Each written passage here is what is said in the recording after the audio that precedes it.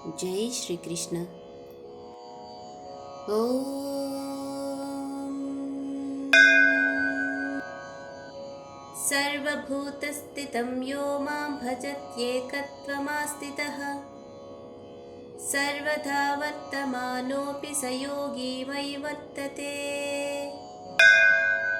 आत्मौपम्येन सर्वत्र समं पश्यति योऽर्जुन सुखं वा यदि वा दुःखं स योगी परमो मतः।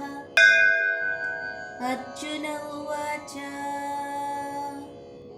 योऽयं योगस्त्वया प्रोक्तः साम्येन मधुसूदन एतस्याहं न पश्यामि चञ्चलत्वा स्थितिं स्थिराम्। चञ्चलं हि मनः कृष्ण प्रमादि बलवद्दृढम् तस्याहं निग्रहं मन्ये वायोरिव सुदुष्करम्। श्रीभगवानुवाच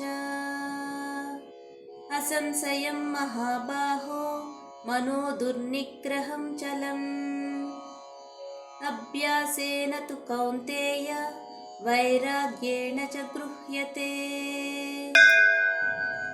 असंयतात्मना योगः दुष्प्राप इति मे मतिः वस्यात्मना तु यतता शक्यो वाप्तुमुपायतः। अर्जुन उवाच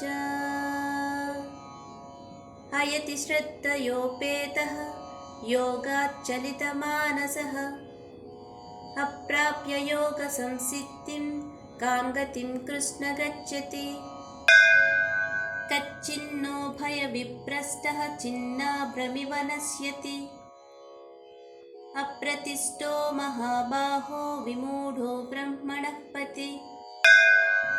एतन्मे संशयं कृष्णात् छेतुमर्हस्य शेषतः त्वदन्यसंशयस्यास्यात् चेता न ह्युपपद्यते। श्रीभगवानुवाच पार्थ नैवेह नामुत्र विनाशस्तस्य विद्यते न हि कल्याणकृत् कश्चित् दुर्गतिं तात गच्छति।